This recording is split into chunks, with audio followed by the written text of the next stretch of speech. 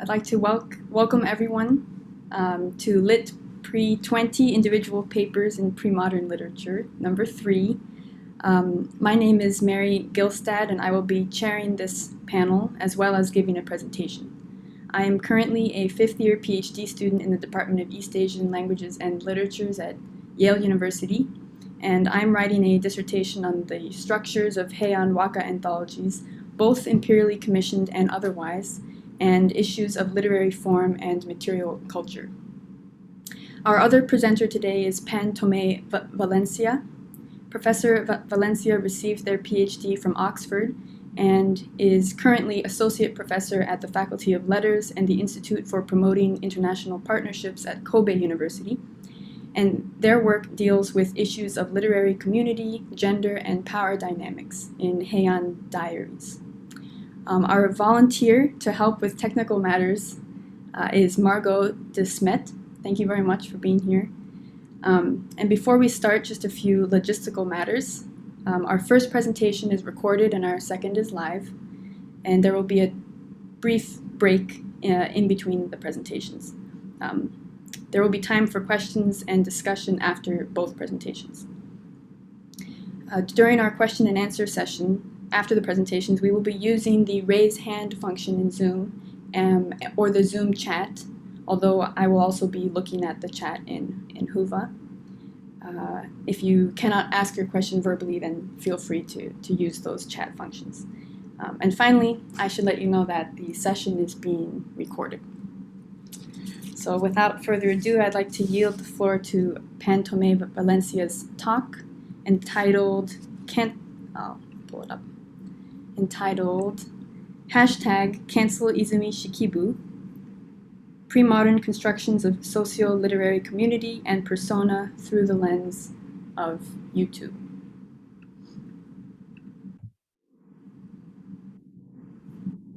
Thank you so much for your kind introduction.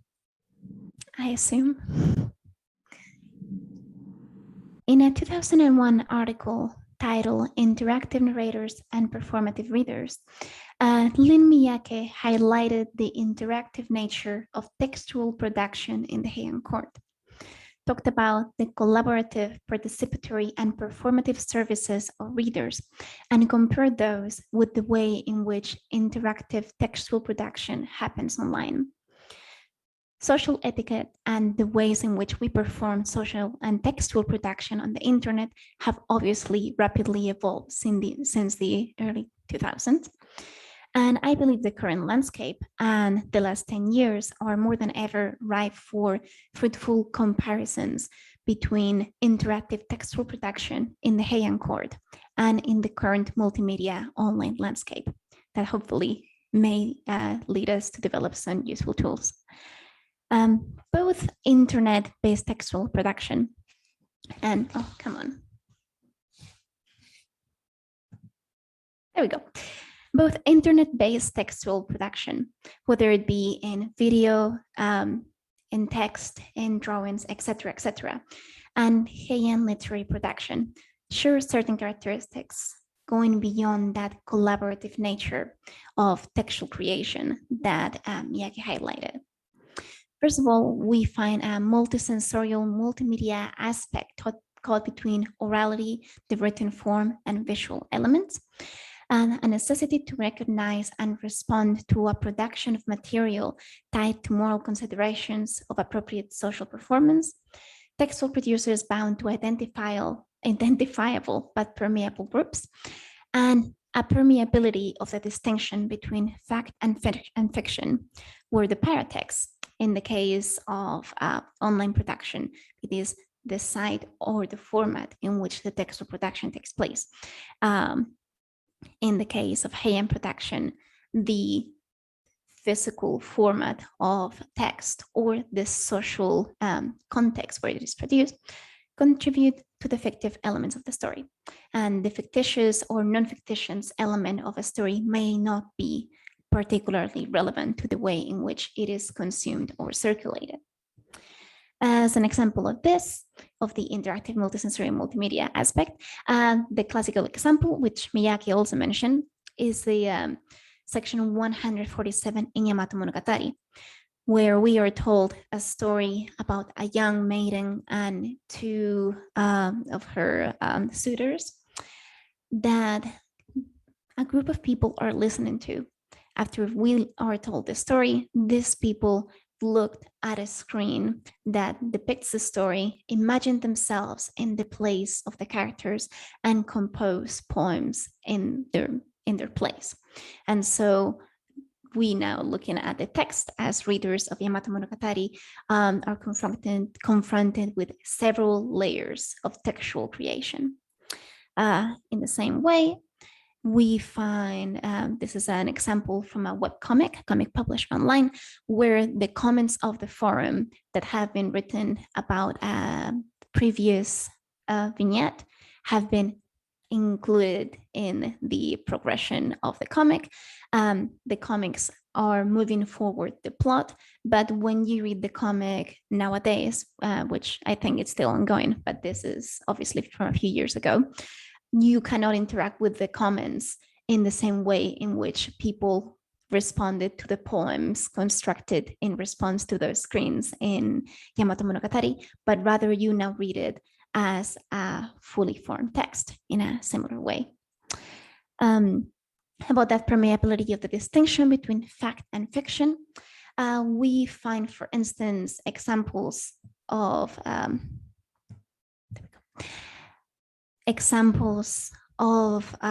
literary production that imitate forms that are found on the internet. This is a comic that takes the form of a text adventure where the commands that appear, I can find the highlighter, but where the commands that appear are actually suggested by people in the forums, and they advance the story in a format that imitates a video game. However, this is later taken by later compositions by the same author, where the same model is still used, even though comments are not being taken anymore. It's just a model that imitates the interactive factor, the interactive aspects of previous models. In the same way, we also may see threads on Reddit, message board, or threads on Twitter, where people are telling a story in the format of a Twitter thread that may or may not be real. And horror or mystery themed threads on Reddit have actually become somewhat popular in some aspects.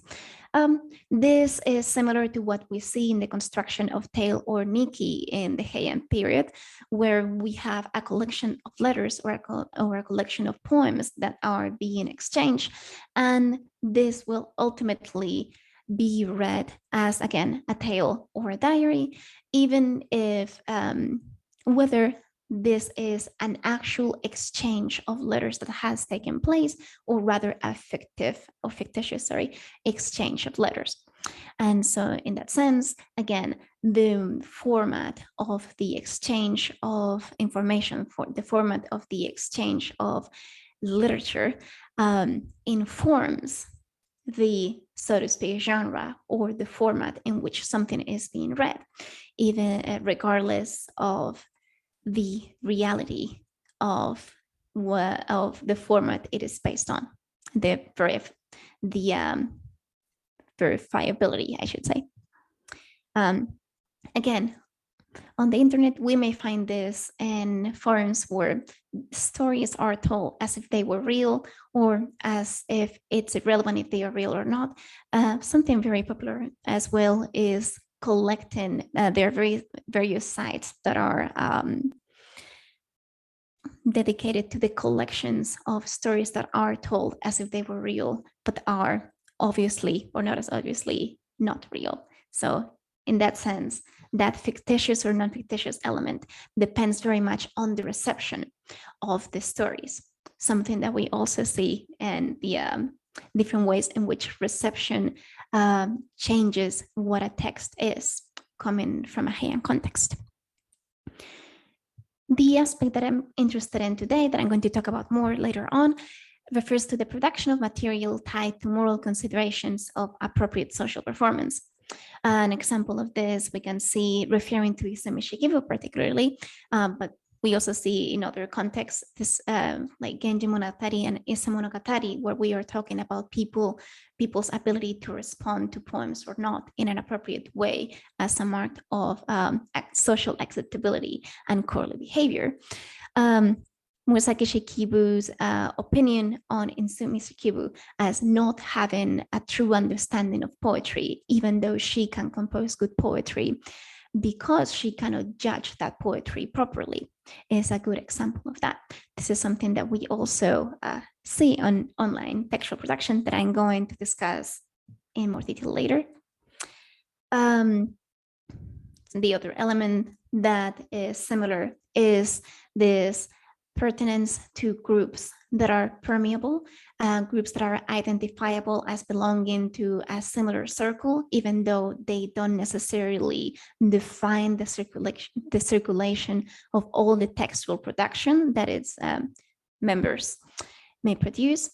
The videos that I'm going to be discussing today belong to a group of creators that are often referred to as BreadTube, which is a group of creators that have in common an interest in political progressiveness, even though, as we will see, two of the videos don't necessarily refer to political engagement, but are more about media criticism. And so there are different things and different interests here. And obviously, I'm comparing this in a way to the creation around different Corley salons, which again are permeable groups where textual production is centered, even though their members may circulate different textual production and through other channels and with different degrees of publicity.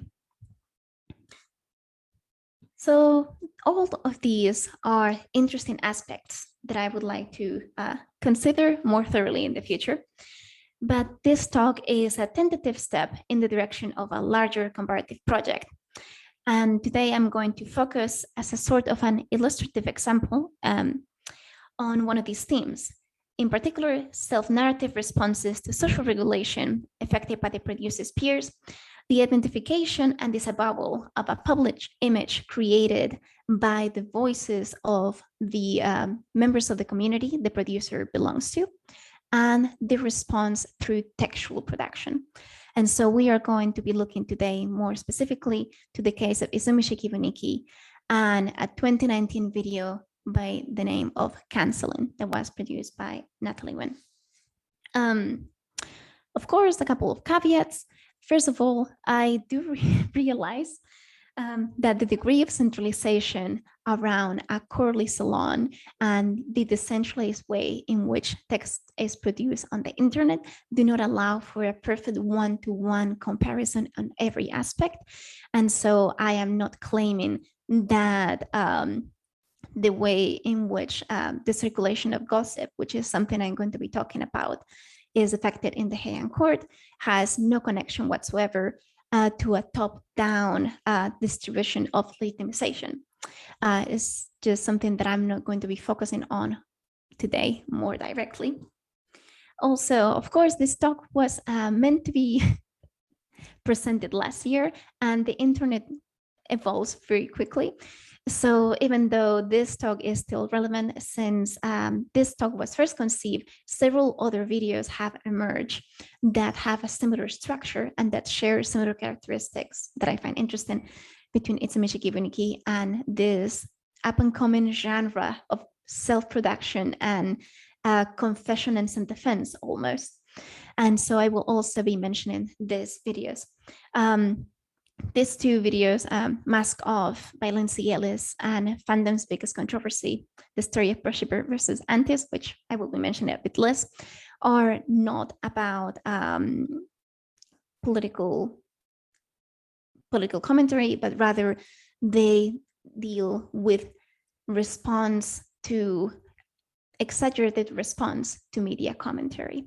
So in that sense, they are actually much more in line with that quote that I presented earlier from Mishikivuniki about the ability to produce and respond in appropriate terms, and the censure that may emerge from not following the proper terms of textual production. Good. But my main piece that I want to talk about is Canceling by Natalie Nguyen, which was published in December of 2019. On December 2019, YouTube educator and personality Natalie Nguyen, which deals often with matters regarding education around trans issues and political commentary.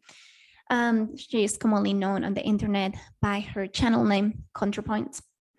You may have heard of her. It is a very popular channel. Published a video titled Canceling, where she covered the events surrounding her Twitter cancellation, understood here as a barrage of online abuse leading to the deletion of a Twitter account. The way this video works is initially she mentions some terms, the way in which she defines cancellation, the way in which censorship, quote unquote censorship, works on Twitter, the way in which people react and spread rumors. And then she goes on to talk about the circumstances of her own perceived cancellation. The controversy that she refers to came from the use of a particularly controversial member of the trans community in a previous video, Black Angel, a trans man who is a trans medicalist, and that is someone who, based on medical terms, excludes people from some elements from the trans community. Again, probably at the time when this video was made, Natalie did not have proper proof of this man being a trans medicalist, which is something that she covers extensively in this video. She probably does now, so that is sad for her. She talks about her personal reaction to both tweets that she has produced in the past, tweets that had been living different accusations against her, and the way in which the context of the events unfolded. So as we also will see in Mishikivuniki, she presents here at the beginning of the story, the way in which her first connection with this man appeared, where she was feeling angry and miserable and despised over another time I was being canceled. I saw this post from back on Instagram, and then I commented a heart and then back DM'd me. And I was like, senpai noticed me. And so I said, I love you back. And this sets in similar terms from what we see in Mishikivuniki, the emotional background for the description and reinterpretation, or not necessarily reinterpretation, the interpretation of both personal and public messages into a narrative where Natalie Nguyen is trying to regain control about her public expression. The other piece of media that I'm using today is Mishikivuniki. Mishikivuniki covers the events of the years 1003 to 1004, when the poet, referred to as the woman in its pages, carried out an affair with the fourth son of Emperor Deisei, Atsumi Chishino, which is called Sochinomiya in the text, who was the brother of her deceased former lover, the also imperial prince Tamitaka. This affair culminated with the prince moving her into his palace, which precipitated the departure of his principal wife, Fujiwara Noritoke's daughter. The date of composition of this diary is unknown, and the very authorship of the text has been contested.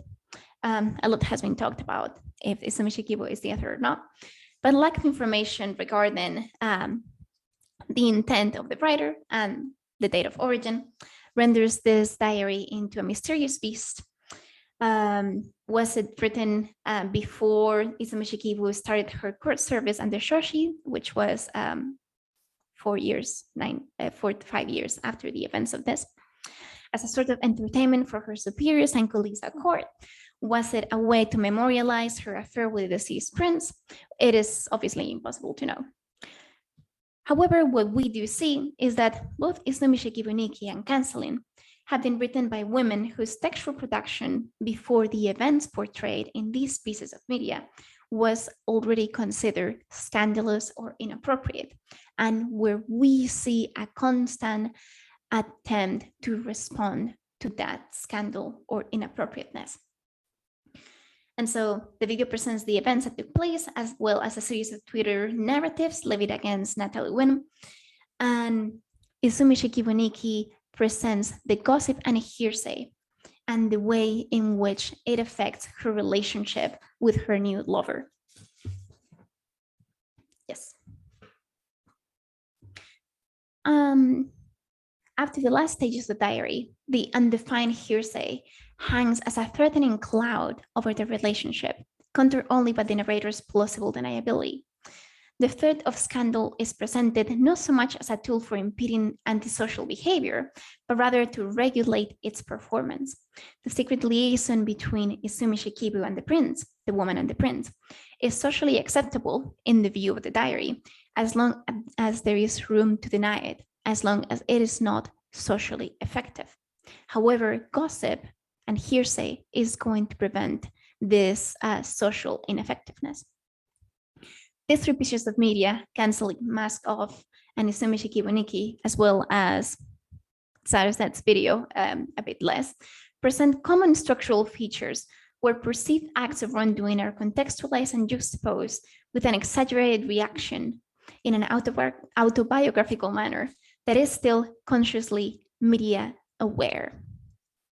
Both in Canceling and in Izumi Mishikivuniki, we find the author having to contend with the results of public discourse around the narrator or author, and the way in which her actions has been molded by her fear of it. There is a constant undercurrent of paranoia and hypervigilance in Izumi Mishikivuniki, really. As is the case with many other Heian Nikki, the content of this diary may revolve around an emotional relationship between two members of this community in social unequal terms. As you know, is the case in Takahiro Nikki, is the case in Murasaki Shikibuniki, and is the case here with Izumi Shikibu and the prince, the woman and the prince. But the power negotiation we are reminded of time and again in the pages of its diary is not the one that takes place between the prince and the woman. It is the one between the woman and the socially constructed persona of her that looms constantly over her interactions with her lover.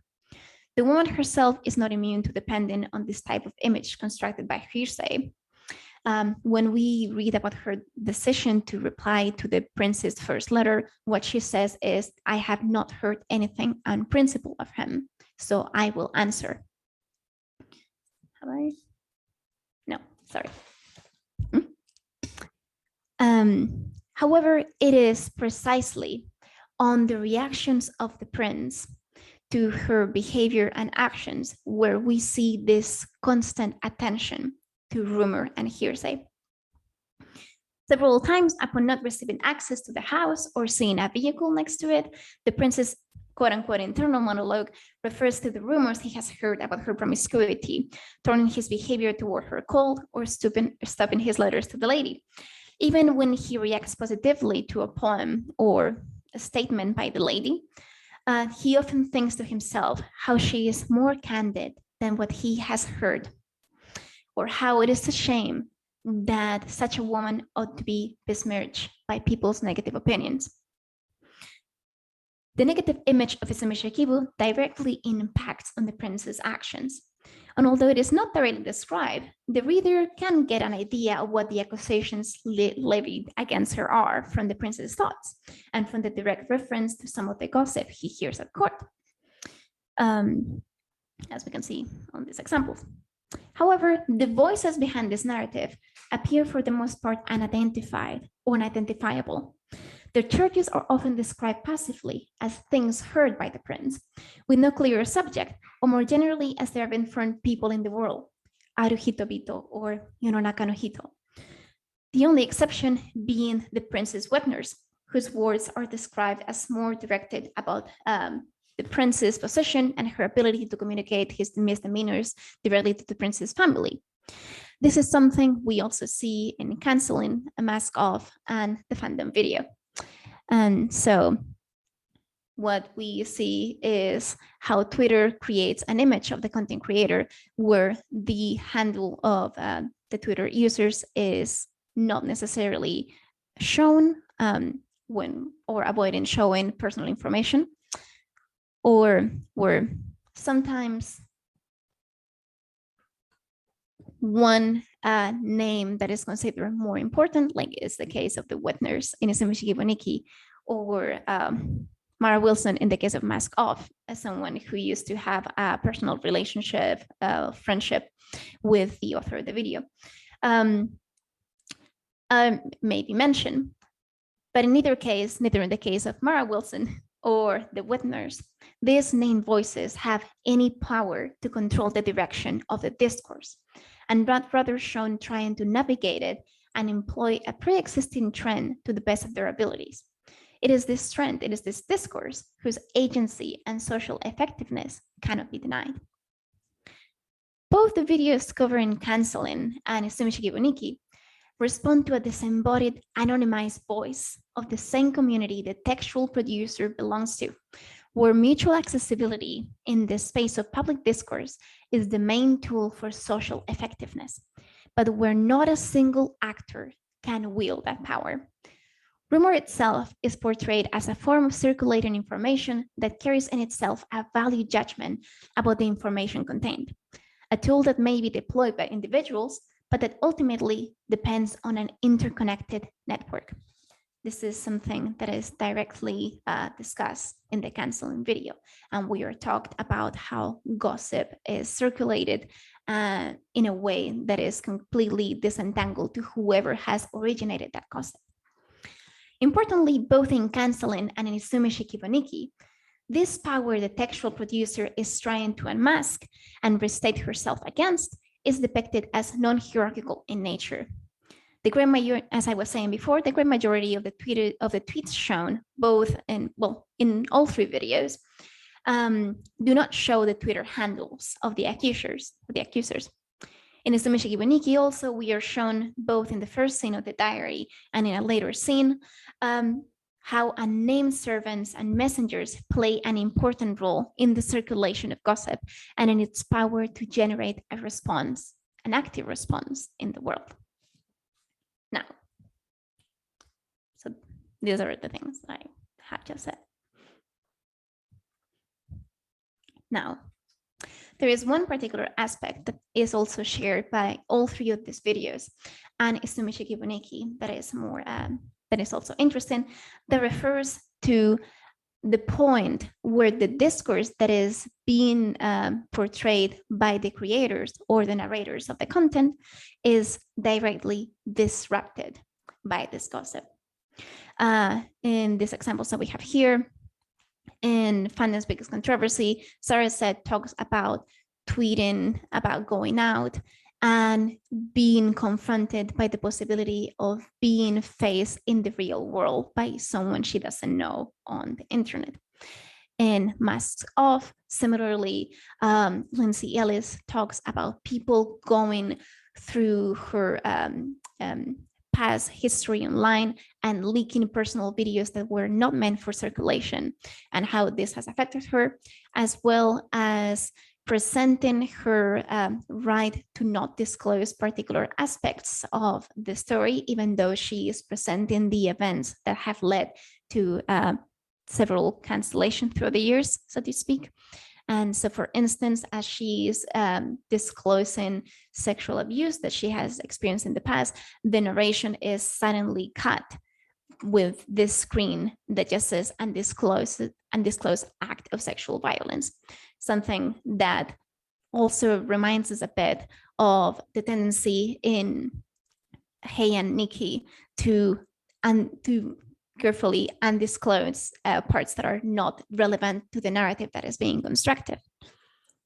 In Canceling, we have a deep dive into why Book Angel has been considered controversial during the years, that is suddenly cut by Natalie saying and reminding people that there is a danger into this digging into the personal life that is not portrayed into the narrative that these particular individuals have chosen for themselves. We see something like this in Mishikivuniki as well. In a similar way, there is a moment in Mishikivuniki when these anonymous voices become embodied clearly as the woman and the prince share a moment together after she has been moved to the palace. And so we have here this sample. The attendants of the exalted lady at Sumichi's wife, Sumichi's principal wife, went and sat out to take a look at the spectacle without giving a single glance at the courtiers, saying, "Let's take a look at this person." They loudly opened holes on the paper wall. How horrid, how bad, how shocking. Here, the attendants of Sachinomiya's wife opened holes to take a look at the prince's new lover, while she is separated from them by some sort of physical barrier, presumably in order to convey her description to their mistress. This unveiling must be understood as an act of violence. Up to this point, the diary has shown the struggle between the social literary persona the Nikki narrator is trying to convey and the image created by hearsay and gossip. But in terms of creation of discourse, up to this point, the narrator and this disembodied voice have been more or less in equal terms of legitimacy. It is the woman's voice against the voice's word. With this act, however, Itsumishikibu's body is stripped from the protection of a literary construction and is rendered vulnerable to a narrative that will be based on her visibility to the ladies in waiting. Visual access is, of course, extremely intimate. This reminds us of the erotic trope of kaimami, or peeping through the gap in the fence. Although here, the ladies in waiting do not find a gap in the fence, but rather they open up for examination a previously concealed space, exposing the figure of the woman, making her presence undeniable, and reinforcing the source of later rumor mongering with direct visual information, which the woman will not be able to control or nuance. This invasive act does not seem to have negative repercussions for them, or if it does, it is irrelevant, but it serves to finally precipitate the departure of Atsumichi's wife from the house. The power dynamics between the Nuovo, the ladies in waiting here, and the woman are shown to be defined by a complete sense of helplessness on the part of the latter against their number, access to both the prince and his wife, and the ruthlessness in the acquisition of gossip. And so we see here in all three this interest, this response in the way in which this constructive narrative is disrupted through physical access in the real world, or through access to the aspects of one's narration that are out of the control of the person authoring. We're used to thinking of Nuovo as either narrators and constructors of courtly narratives, both fictional and historical, fictional quote unquote, historical quote unquote, as is the case in Eiga Monogatari, Murasaki Shikibuniki, or the Pillow Book. And of course, this role is nuanced by the power dynamics within the court and cultural and social tensions. But when we look at Izumi Shikibuniki, clearly we see an interest here in not thinking of this role merely in the context of the creation of text as a finite finished product, but rather we see an interest in considering this in the context of social circulation in a more flexible and intangible way. We see of this unnamed voice, and Nuovo briefly embodying it, as the purveyor of social narrative and gossip and hearsay as the driving force behind both socially enforced and self-enforced censure. Both Canceling and Izumi Shikibuniki include a similar plea, explicit in the case of Nguyen, heavily suggested in the case of the Nikki, against the unreliability and socially effectiveness of rumor, creating a negative social persona that is thrusted upon a real person based on misinterpretations of their social literary production, and as something that regulates the performance of scandal. And and ultimately something that impacts the ability of the person to inhabit a common discursive space. In Mishikivuniki, by showing the forced visualization of the figure of the woman, in Mask of Canceling and Fandom's biggest controversy, by forcing the authors out of Twitter, among other things. And so the emergence of similar dynamics in both the Twitter and YouTube sphere and the Corley and Corley adjacent sphere end up reflected in the production of works that similarly interpret, manage, and try to respond to this dynamic in literary and socially productive ways. Thank you so much. And that is all. Back to you at the studio.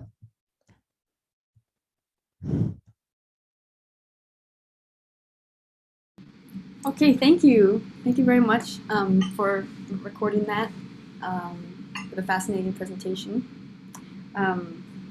So we will take questions after the second presentation, but feel free to begin submitting your questions now. That's fine. And we'll take just a short, maybe 1 minute break while I get my stuff ready.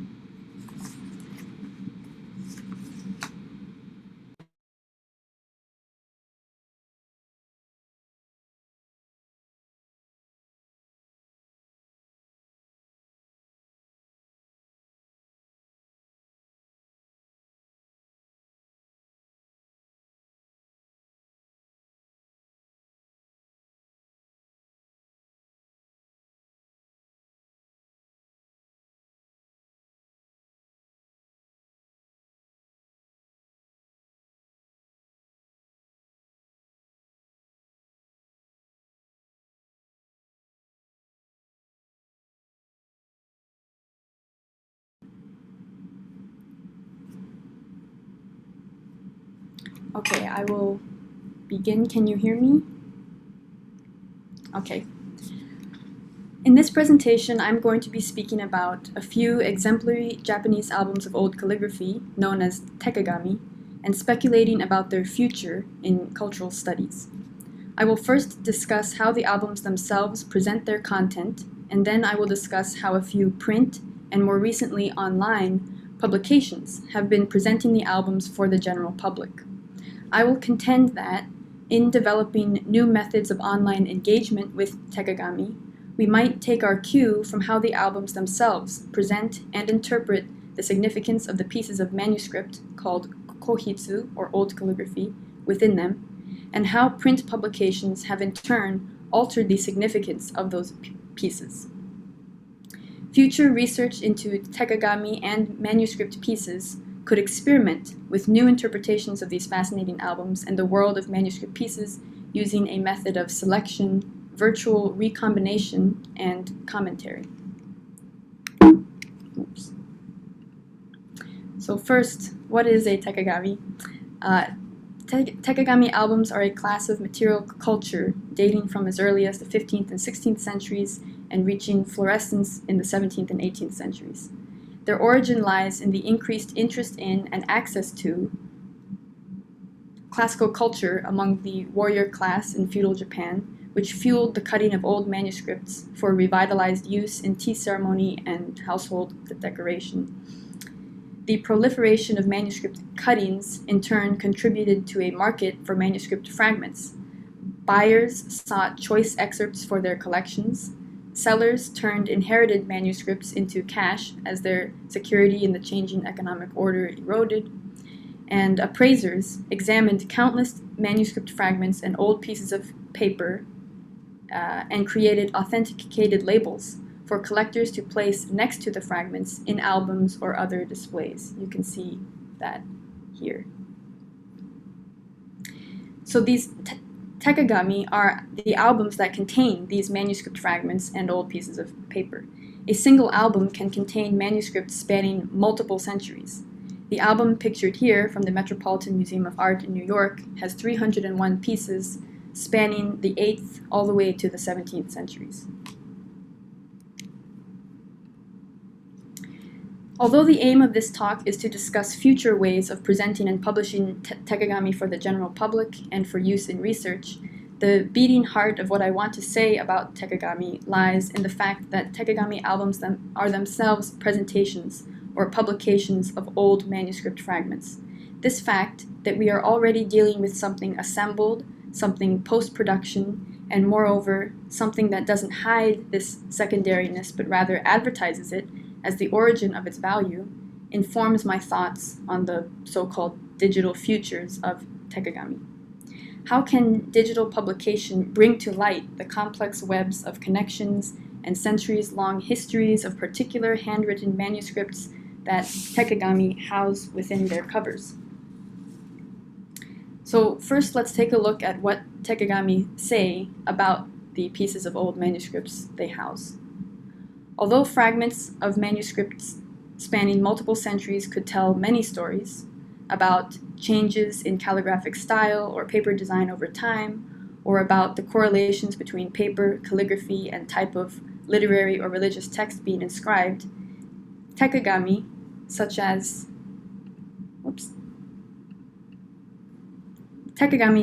the Met's Mokagami, which you see on the left, and the Kyoto National Museum's Moshiogusa, which you see on the right, explicitly cherish and emphasize the relationship between a person and how they write. In other words, they tell us who inscribed the manuscript piece, not who wrote what is inscribed, or what is inscribed, or where it was inscribed, or on what paper, or in what situation.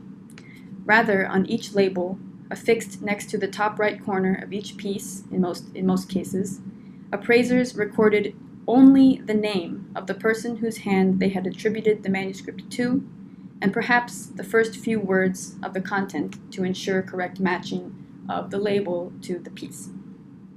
In the case of the Moshiogusa, an album that was passed down through the most prominent family of calligraphy appraisers and is most likely a reference book, the names of the attributed calligraphers were recorded in a separate concordance, allowing viewers to first focus exclusively on the writing, with no commentary or context, the writing in each piece. Moreover, in keeping with their emphasis on the people who inscribed the manuscripts, the order of pieces in these tekagami is based on the social class or status of the calligraphers, above any other criteria like historical era or genre of text, style of calligraphy, or another criterion. The order thus invites the viewer to contemplate the relationship between who someone is in society and how they wield a brush. The name given to this whole genre of material culture, tekagami, meaning mirror of hands, indicates the focus on the act of writing above all else.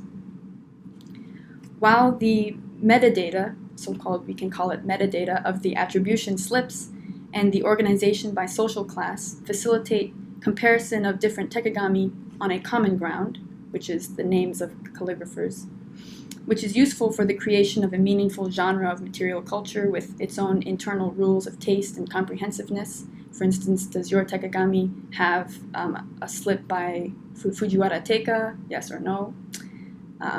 They also fix the collected manuscripts, which we will see are highly interdisciplinary objects within a limited context.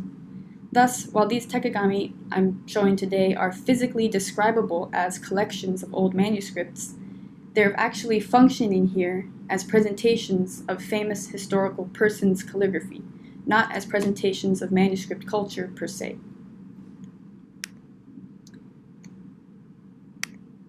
Print publications of tekagami continue to show the albums as they show themselves, that is, as presentations of famous historical calligraphy.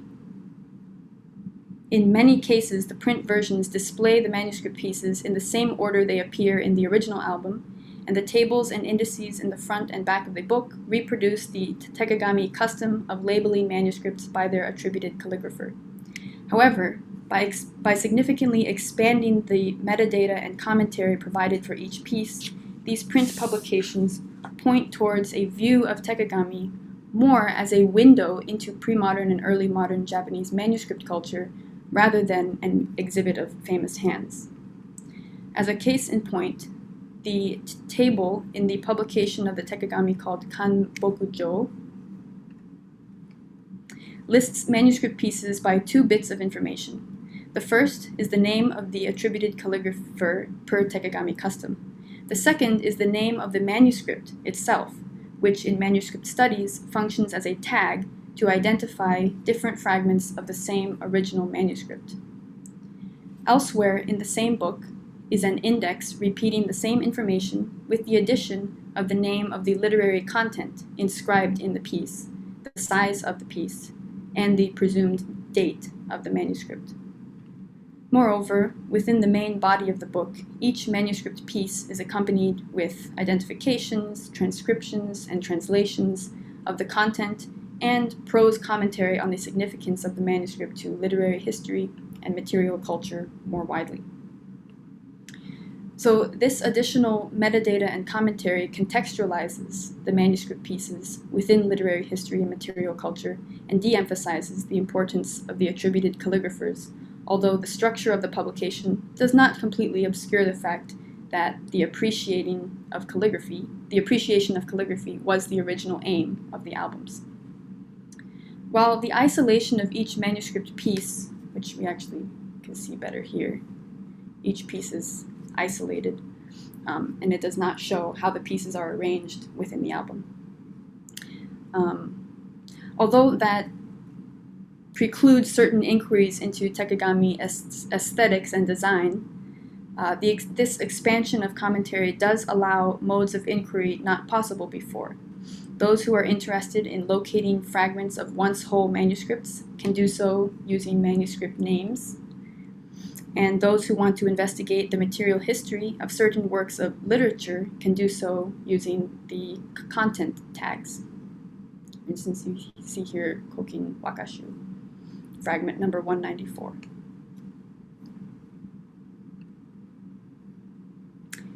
Online publication of Tekagami is poised to yet again expand on the commentarial apparatus that Tekagami developed for manuscript fragments and then that print publications developed for Tekagami, increasing the possible avenues for research.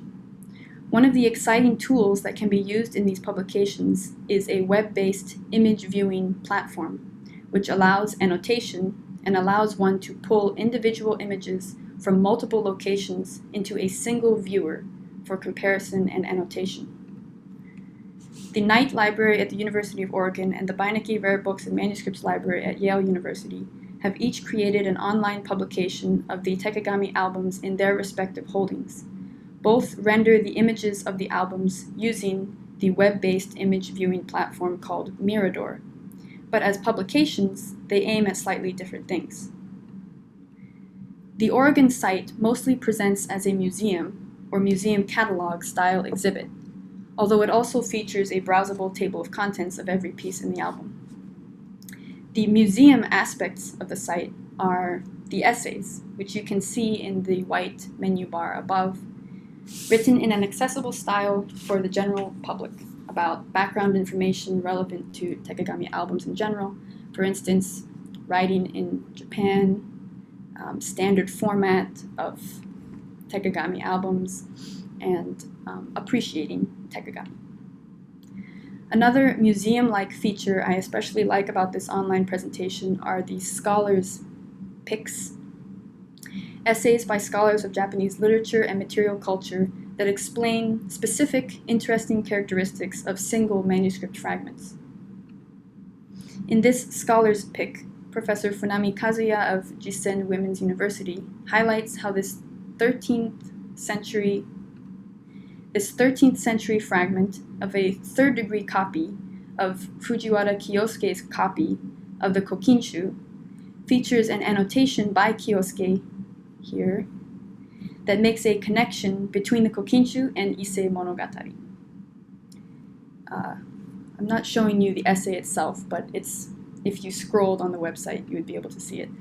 An essay like this is interpretive material that can contribute to further scholarly studies. For instance, in this case, perhaps comparative studies of pre-modern commentary practices or habits of reading. These scholars' picks go beyond what a blurb for one piece in a print publication of a Takagami usually goes. And with the always editable framework of a web page, additional research can be added as time goes on without needing to make an entire additional edition. Meanwhile, each image on the website also has a standard set of metadata that adheres to it, no matter what additional commentary is made or how the image is recontextualized. This persistence of standard metadata through subsequent displays and recontextualizations is important because you don't know what details future viewers and researchers will find more interesting for their research questions. Finally, if one is hoping to make their own interpretations and ask their own questions of the album, they can also navigate to each manuscript piece or a set of pieces through a browsable table of contents. For instance, I can find every piece that is an excerpt from the Kokichu by searching. While the Oregon website can be compared to an exhibit, the Yale website functions as more of a workspace. This Yale platform, called the 10,000 Rooms Project, actually houses many projects, of which the Takagami is just one. What this platform allows that the Oregon exhibit website does not is for a user to annotate the album images freely with any kind of information they want. This means they can not only layer the standard categories of metadata established by printed publications of Takagami over the album, but also, if they wanted to, add commentary or experiment with new types of metadata. So that is an interesting feature to have for the study of one Takagami, but I think it really comes alive when considering the comparative study of multiple Takagami, and even more so the study of manuscript pieces. Currently, a researcher hoping to investigate the Oregon Takagami alongside the Yale Takagami must generally resort to browsing the respective websites and taking note of observations elsewhere, which is akin to flipping through the pages of print publications and keeping a notebook. But what if that researcher could extract manuscript pieces from the two albums and recollect them, reorder them, rejuxtapose them in combinations they saw fit for a particular research question or narrative, and then expand on the commentary and view of commentary and metadata for each piece in the new context, without losing the original metadata and commentary that has adhered to the pieces from their previous instantiations. For Takagami albums, the ability to juxtapose images from different sources offered by an image viewer and annotation platform such as Mirador creates the potential to make pieces of manuscript which have been stabilized in a certain order and with certain attributions in Takagami available again for reordering and regrouping. One implementation of this is to bring pieces of dispersed manuscripts back together in the same place. Here you can see a fragment from the Yale album on the left and a fragment from the Oregon album on the right, both from the same original manuscript copy attributed to Nijo Tameyo of the Gosen Wakashu. This is the... Oh, I didn't show that. Okay. So free image browsing and juxtaposition like this would also allow people to notice different things about the manuscript pieces than had been noticed and noted before, and investigate new angles of manuscript culture. We must remember that the Takagami albums are themselves the product of ordering and grouping pieces of early Japanese manuscript culture that were not created at the same time for the same purpose, but that were assembled later and even cut away from their original scrolls or books, thanks to their beautiful or idiosyncratic calligraphy. We can now explore the world of manuscript culture according to different criteria than the Takagami laid out for us. For instance, we could search for examples of lasting marginal commentary in copies of literary works, such as the one that Professor Funami pointed out in the Oregon Takagami, or we could investigate the manuscript fragments of lesser-known waka anthologies through time. While the Mirador platform can be useful for numerous projects that compare art and literary material culture from different places, I think that it is especially theoretically interesting for research on born assemblages such as Takagami. Also, since Takagami are stabilizations of some manuscript fragments, out of a huge world of fragments that also exist individually mounted on wall hangings, hardbacked paper or screens, and that exist in institutional and private collections of Japanese art and literature all over the world, the potential for bringing pieces back together or newly together is great. So before I conclude, I just want to mention some important infrastructural challenges to this digital future that I'm outlining. First, to freely select, juxtapose, and compare manuscript pieces. Those pieces would have to be available as an interoperable image online, an image that can be pulled into a viewer from afar, but whose basic metadata, importable along with the image, would remain constant and maintained by the institution or party that hosts the image. Museums have been digitizing their collections, but they don't always use images like this, or they haven't yet. Also, fragments of manuscripts are floating around everywhere. Can private owners and smaller institutions participate adequately and make their pieces discoverable if they want?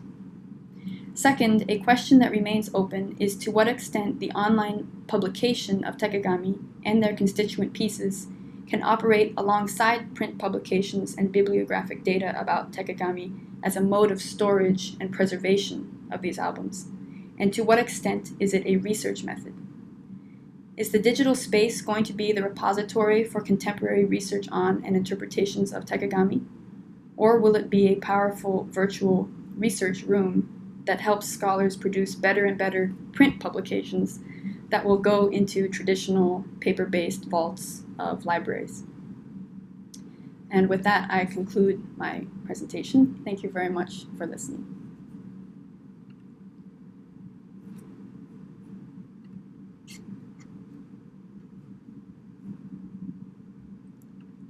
Okay, so we can open to questions now, questions and or comments, and feel free to use the raise hand function or write in the chat.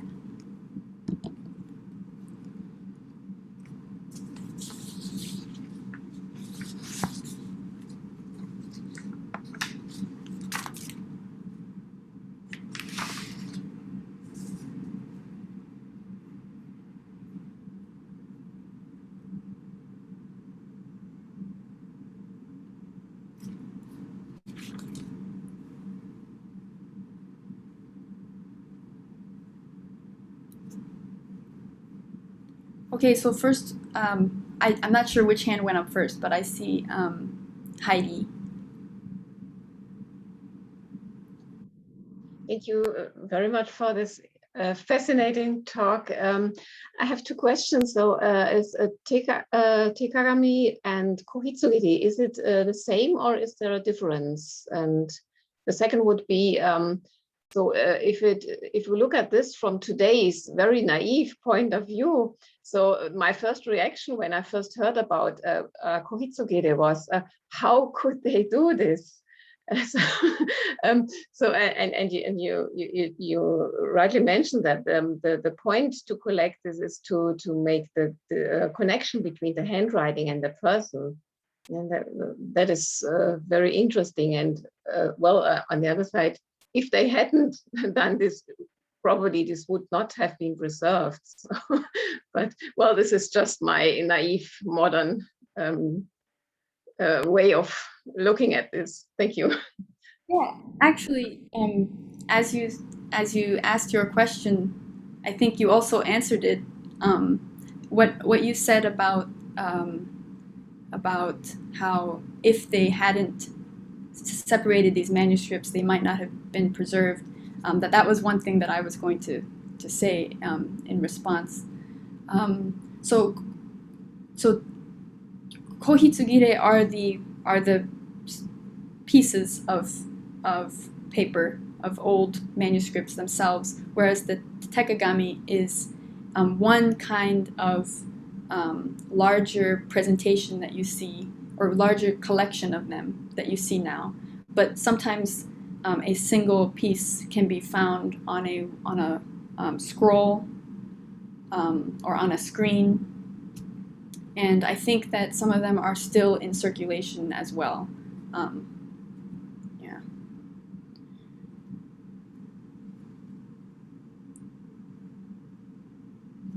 that everything?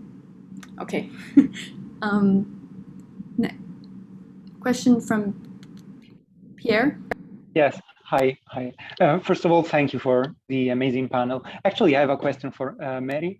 I'd like to ask if you have this kind of experience. What is the attitude of Japanese institutions towards this sort of collaborative project? Because I am reminded of a very interesting experience that I had surfing on the website of Keio Commons Museum a few months back, which used actually the same technology to just oppose different pieces of calligraphy from Shoutetsu, who, as you may know, is a very famous Japanese poet from the Muromachi period. And it was amazing seeing how actually this can be done thanks to technology. But at the same time, I see as a limit some kind of, restrictions that may surface when it comes to copyright of images and also the willingness of Japanese institutions to put online their treasures. And I'm thinking, for instance, about Moshiogusa or other, Minu Yonotomo, other famous scrapbooks like the one you've just described. So do you have any kind of insight on this problem? Well, thank you for the question. I think that Keio University is definitely leading the way. I was going to maybe talk about that in my presentation, but then I just decided to talk about Yale and Oregon. But the other like larger institutions like the Kyoto National Museum, I actually don't have any insight on their plans to on their plans to take additional images of their holdings, whether to make them completely accessible online, because I know that those are national treasures. So is there an issue with having the national treasure just so widely available? Yeah, because it would be amazing having at one's disposal all of this material and have the possibility actually to pick up from all tekagami, all major tekagami scattered around the world. It would be a great add to the research on this topic. But unfortunately, I think there are some kind of limitations still. So I think your presentation has shown us the direction, the ideal direction, although maybe it's just a utopia for now, but still very fascinating. So thank you very much.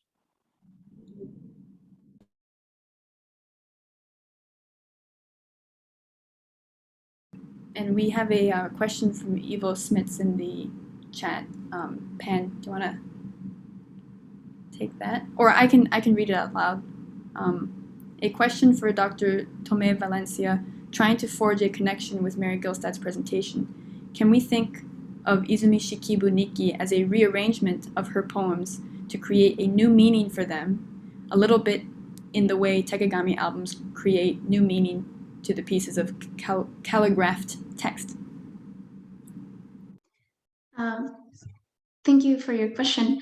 I'm afraid I don't think I have a very interesting answer, because I think my answer to that is yes. And I do think that is, not just the case for Izumi Shikibuniki, but perhaps for every personal, or well, not even personal, for every poetic anthology and for every diary that includes a sizable amount of either poems or personal letter exchanges. I think that is very much the case with Izumi Shikibuniki.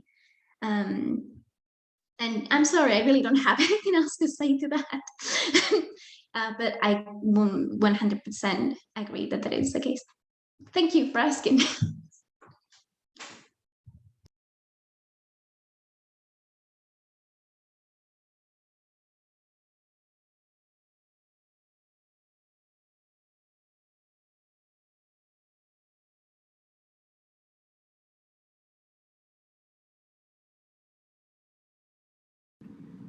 So we actually have Professor Takahiro Sasaki from Keio University here.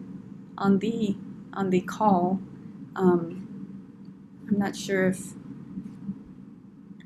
he's here. He can maybe give a comment on the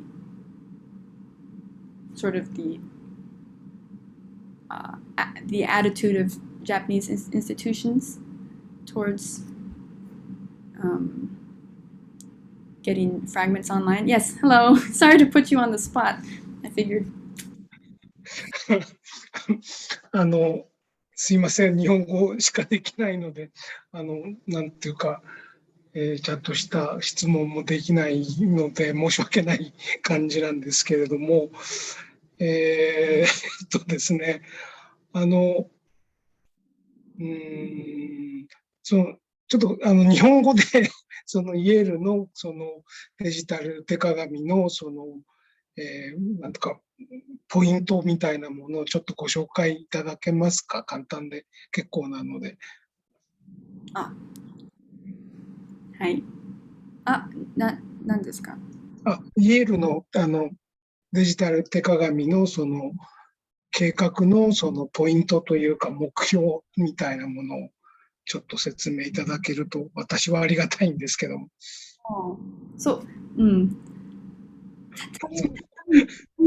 ポイントとか計画はまだはっきりではないと。そうなんですか。さっきワークスペースという表現を使ったの理由はその計画のオープンネスでした。エクスペリメンタルです。慶応もいろいろそういうことを先ほども紹介いただきましたけども、こうやっておりますし、どんどんそのデジタル的に公開していこうという計画を持っていますので、今後お互いのその情報をこう共有し合って、また一緒に研究できるとありがたいなというふうに思っております。すいません、なんかちゃんとした質問もできなくて申し訳ないです。Yeah. ありがとうございました。Sorry, I guess I'll respond again in English. The interconnectivity is, I think, what the Yale project is experimenting with, working towards. So alone, it's one thing, but with other tekagami, it will become more. Thank you. So I actually had a question for Pan also about the educational possibilities, or whether you've been thinking about teaching Izumi Shikibu in classrooms, in undergraduate classrooms, and because your presentation seemed to me like it would really speak to students, to 18-year-olds right now, and get them to read Izumi Shikibu or just Heian diaries in a much more intimate way or a connected way than maybe they've been able to before, precisely because of these new genres of self narrative that we see on YouTube and on those other websites that you showed. So yeah, have you been teaching using this material? Not yet, but I definitely plan to, if I can possibly, do this more in the future, because I do think that's something that is really interesting about the way in which text is produced on the internet, in YouTube or Facebook or or Instagram even, is that there is this very blurry line between what is literary production and what is personal intercommunication that actually very much matches onto the way in which this was produced in the Heian context, the way in which letters and poems were exchanged and why letters and poems were exchanged. in the context of also being perceived by the people around them. And I very much would like to organize a course where students can look for these things and the way in which they interact or they consume media online. And I'd use comics because I think that's maybe very clear to see in those particular examples, but even in just Facebook communication or Reddit communication or all those websites, and compare it with Mishikivuniki or Kageroniki or other texts that we use traditionally to talk about classical language, about literature. So yeah, I would definitely love to do that. I haven't had the chance to do that yet, but hopefully in the future when I have to write a course. So maybe I'm looking for a job for next year. So if someone employs me, then hopefully yes. Thank you for your question. Yeah,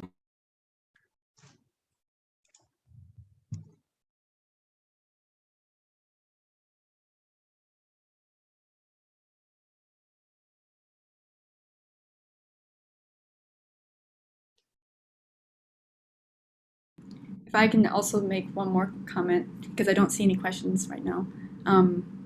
I thought that the scene of poking holes through the wall was pretty intense.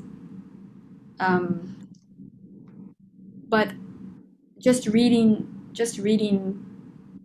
I might not realize what a intense moment that is. You know, what kind of meaning there is in opening up holes to be able to see through. What kind of you know, like if I were a student, I would kind of pass over that and say, okay, and then they did this. Interesting, you know. Yeah, and sorry. And in the oh no, sorry.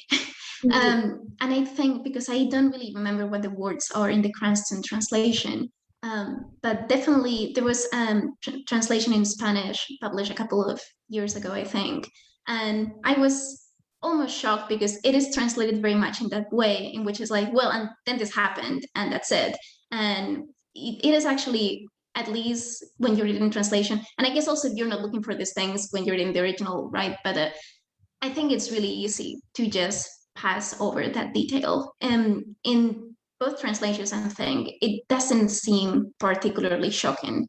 But that's the thing about the image. It's, if you think about it, this is a deeply violating act when, particularly in this context where visibility and access to visibility is such an intimate thing and something that is negotiated so heavily, or like, you know, that it's attempted to be negotiated so heavily. So yeah, no, I completely agree. The first time I read Mishikivuniki, I also in no way considered this scene noteworthy.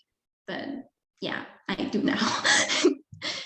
So I think that when you juxtapose this with the cancel culture, which is known for being extremely tense and emotional, and then that helps someone living now draw some emotional correlation. That's what I wanted to say. Yeah, thank you. That's kind of what I was hoping to do, because obviously, ultimately, what I want with the comparison is to provide something that is useful to read this Mishikivuniki. So I'm glad that that does come through in that way, and that it is a useful comparison. And I think it is, and I think it does illustrate that fairly well. And I was going to say, I guess we are lucky that we have similar dynamics at play in the internet right now, but I guess we are not. It is not a great thing, but it's definitely useful for us in order to talk about that kind of dynamic.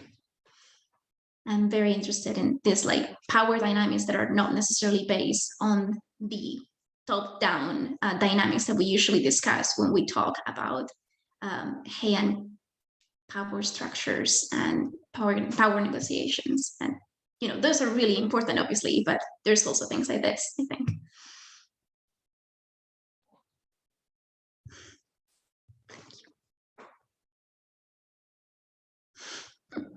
Yes, Professor Chance.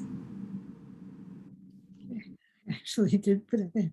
No, I thought that that was one of the interesting parts of your presentation, is this potential to use this new way of looking at the Heian text to help us kind of decenter the Heian, or look at a pre-canonical kind of reading to enable that to be more possible for, certainly for our students, but possibly for scholars as well.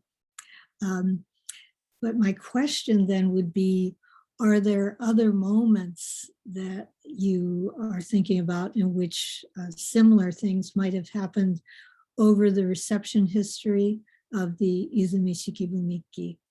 Other times when a decanonized reading has been possible?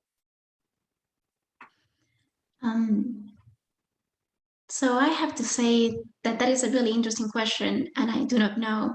And thank you so much for asking that. And I will definitely look into that in the future when hopefully I turn this into a bigger project, because that is definitely a very relevant question and really interesting. And I don't have an answer. Thank you.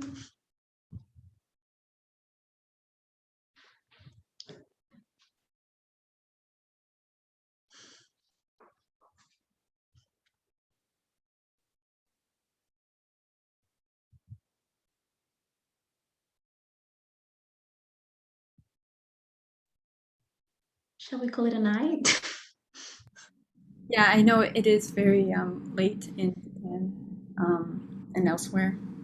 Thank you very much, everyone, for coming and for asking your questions and listening. I guess this will conclude our panel.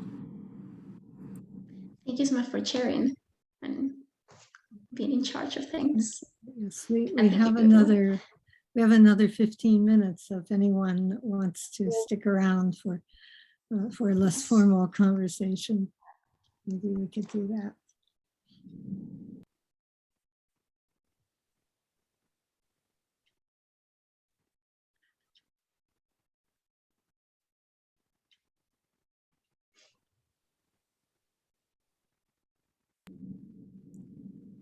Oh, okay. Well, not much of an audience anymore. At the beginning of your presentation, you also talked about Paratext. Yeah. And I'm wondering if, when you listened to mine, I don't know what, because I talked about calligraphy samples and then the album as basically an object and a presentation of objects, like akin to a museum exhibit. But then in yours, you were talking about maybe text and paratext. Did you have any thoughts on that relationship while you were listening? Yeah, obviously, like, I find that really, really interesting, because of course, both when you have like the printed version and then when you have the digital version, you have really a completely different, engagement with the text that you have, and well, a multiplicity of different possible engagements that you can have. And particularly in the online context, where I feel that since you have access to all this many fragments at the same time, the original text kind of gets disjointed in a way and joined together in different interesting ways, in which you are like necessarily relating to the text in a different way in which you would relate to the original. And also, obviously, as you were saying, kind of creating new relation to the text through the connection with that original physical text and the digital version of it, or the multiple digital versions of it. And I do find that really, really interesting. I think that's really cool.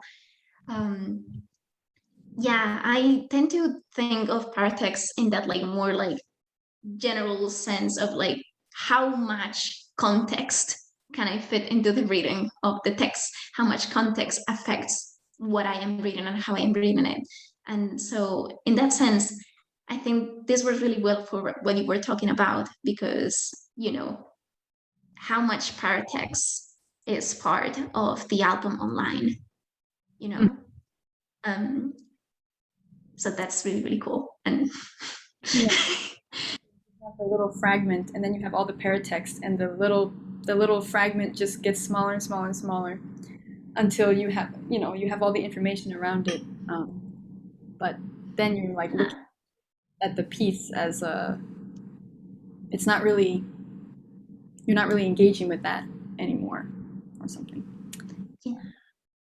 Do you I don't know, I forget what it's called, but I think I forget what it's called. There's like a genre of music that always reminds me very much of the way in which we see things online. It's like something core, I forget. But it's this idea that when we see things online, like if you're on Reddit or on Facebook or whatever, you see things that have nothing to do with each other, but you read them in relation to each other because you're reading them in the same place. So you may see, even by the same person, here's 10 cocktails based on Disney villains, and here's a heartful post about the death of my parent or something like that. And you are reading that in the same context. And when you have like all these fragments, in a way, you're also, as an online reader, looking at a whole that is composed of too many fragments for you to comprehend, basically. But that's also creating the context for how you're reading those fragments. And I don't know what to do with that, but I feel there's something to be done with that. That's very interesting, especially because there are also screens, folding screens with all the fragments that are visible at once, which is like similar to the web page as you just outlined. I definitely will think about that more. Yeah. All right. Well, it's just us now. So. Yeah. No, I'm sorry I didn't ask some more leading questions to get a kind of discussion going. I sort of assumed that people would have a lot to say about this, but then I asked a question without really having an answer in my own mind, although since everybody left now, I'm thinking, maybe I was searching for an Edo moment, because you have the Edo illustration behind you and everything, but really it might be the medieval moment when the scandalous figure of Izumi Shikibu is so widely in circulation, and all these other little fragments, stories about her scandal are collected around her. That might be similar in some ways. No, definitely, because I feel like, I don't know, I guess Izumi Shikibu is the scandalous figure, and in a way she's the scandalous figure because of that medieval transformation into this scandalous Iroko no Minaru Onna, that it's really not there, definitely not in the diary. The diary is very much about how she is conducting herself appropriately to what she has to be doing, and funnily enough, she's not seeing anyone else. That's an important part of the diary. But obviously the medieval imagination of Izumi Shikibu doesn't really come from Izumi Mishikivuniki all that much, or reads Izumi Mishikivuniki in a way that has nothing to do with that initial intention, or whatever series of intentions it had initially. But yeah, I should totally have said medieval times. No. I didn't even think of it as my question, so this is crazy. But so is Izumi Mishikivuniki your core text, or is this idea of scandal and paratext and? Yeah, it's scandal bit, paratext, power dynamics. I'm also looking at Sarashina Nikki because I'm, again, for that idea of non-hierarchical distribution and circulation of text, and how she very much, I talk about Sarashina Nikki in kind of as a response to earlier diaries that talk about how hierarchical relation has to do with textual circulation, and how in Sarashina Nikki we talk about textual circulation in ways that not necessarily refer to that top-down patroned person, husband-wife dynamic. And so that's also something that I'm working on right now. And hopefully I need to finish that article. But yes, it's the Mishikivuniki and Sarashina Nikki are the main texts that I work with. I also, in my thesis, which I didn't finish all that long ago, I guess, was also working with Kagero Nikki, but moving a bit beyond that now. Okay. Well, if you didn't have a chance to hear it, there was a panel, and Unno Keisuke was part of it. So I was hoping he might say something because he was in this panel, but I didn't really ask him to. Did you notice it was about decentering the Heian period? And, I know, and I didn't go. But hopefully, because things are being recorded, I can watch it. Yeah, there's a recording, and his remark. I only heard his remarks, half of his remarks at the end, because it was 2 o'clock in the morning or something. But it was very interesting. A different take, more of a let's not just always talk about the Heian all the time, which you would like to talk about the Heian.